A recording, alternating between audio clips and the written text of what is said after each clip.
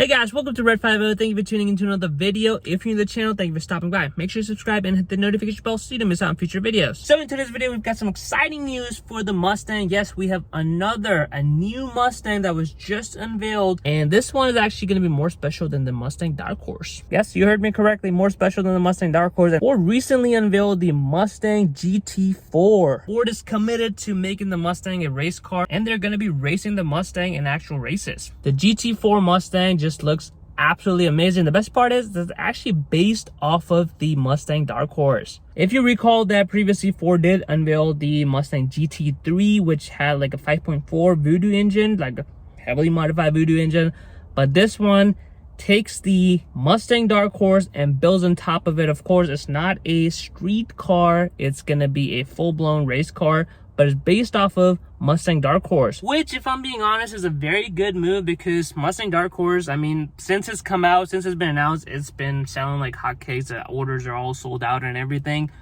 but it's still a brand new name to Ford. So having some racing heritage, or, you know, pairing it up for the GT4 racing series, it's gonna benefit the Mustang Dark Horse in general because it's gonna carry the legacy, because that's what Ford did with the GT.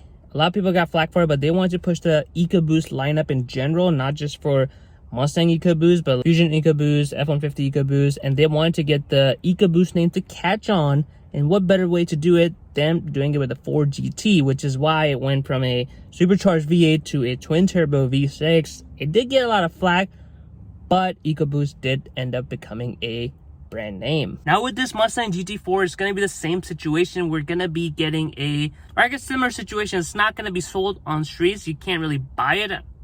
There's an option to buy it, but you really got to know the people and got to have some serious cash. So it's not going to be like Porsche's 911, which you can buy the GT3 and the GT2 RS versions.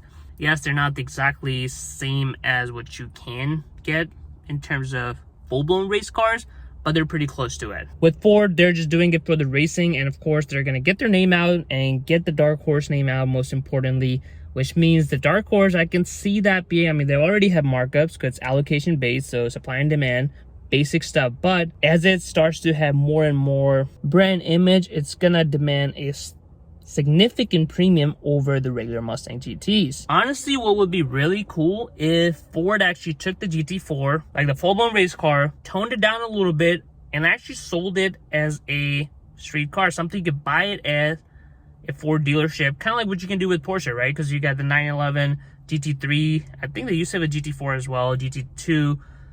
All of them are full-blown race cars, or at least they're inspired by those race cars, and you can basically own a part of that history. So if Ford can manage to bring the GT4, the whole package, tone it down for the street a little bit, and actually sell it at the dealership, I can see that being a very successful launch. Of course, it gets tricky because Dark Horse is already starting at $70,000, and inevitably there is going to be a Shelby for this S650 Mustang generation. Some people are saying it's going to be SVT Cobra. Some people are saying it's going to be a Shelby.